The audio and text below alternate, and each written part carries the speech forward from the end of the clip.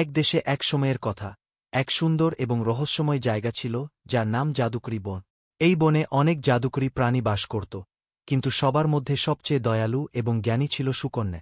তারা ৩ বোন ছিল, ফ্লোরা, ফুনা এবং মেরিওয়েদার। প্রত্যেক সুকন্যার একটি বিশেষ ক্ষমতা ছিল। ফ্লোরা ফুল ফুটাতে পারত, ফুনা প্রাণীদের সাথে কথা বলতে পারত, এবং মেরিওয়েদার আবহাওয়া নিয়ন্ত্রণ করতে পারত। জাদুকরি বনের কাছে এক দুর্গে বাস করত এক সাহসী এবং দয়ালু রাজকন্যা, যার নাম ছিল ইসাবেলা। রাজকন্যা ইসাবেলা বনে ঘুরতে খুব ভালোবাসত এবং বনের প্রাণীদের সাথে তার অনেক বন্ধুত্ব ছিল। সে প্রায়ই সুকন্যাদের দেখতে যেত, যারা তাকে খুব ভালোবাসত এবং তাকে একটি জাদুকরি লকেট উপহার দিয়েছিল, যা বিপদে থাকলে আলো জ্বল। একদিন একটি দুষ্ট জাদুকর, যার নাম মোলগার ছিল, সে রাজ্যটি দখল করার পরিকল্পনা কর।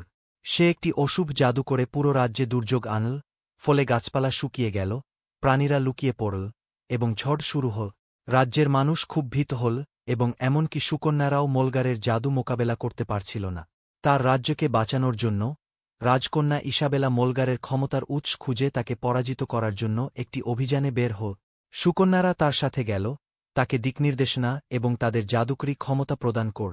তারা কঠিন পাহাড়, অন্ধকার গুহা এবং গভীর নদী পার হয়ে অনেক চ্যালেঞ্জের সম্মুখীন হল। তাদের যাত্রার সময় রাজকন্যা ইসাবেলা এবং সুকন্যারা বিভিন্ন পরীক্ষার সম্মুখীন হল, যা তাদের সাহস এবং শক্তি পরীক্ষা কর। তাদের প্রাচীন ধাঁধা সমাধান করতে হল, ধূর্ত প্রাণীদের পরাস্ত করতে হল এবং জাদুকরি গোলকধাঁধার মধ্য দিয়ে যেতে হল। প্রত্যেক পরীক্ষার সাথে ইসাবেলার সাহস এবং সুকন্যাদের জ্ঞান উজ্জ্বল হয়ে উঠ।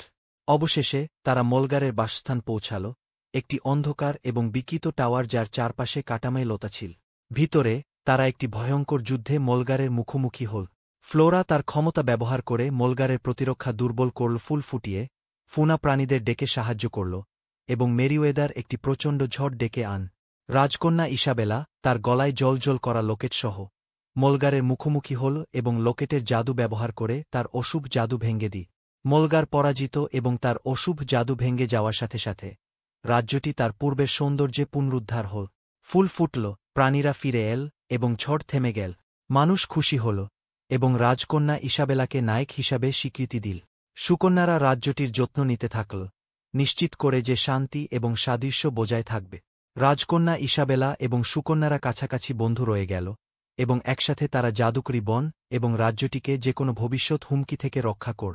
তাদের গল্প একটি কিংবদন্তিতে পরিণত হল, যা ভবিষ্যৎ প্রজন্মকে অনুপ্রাণিত কর।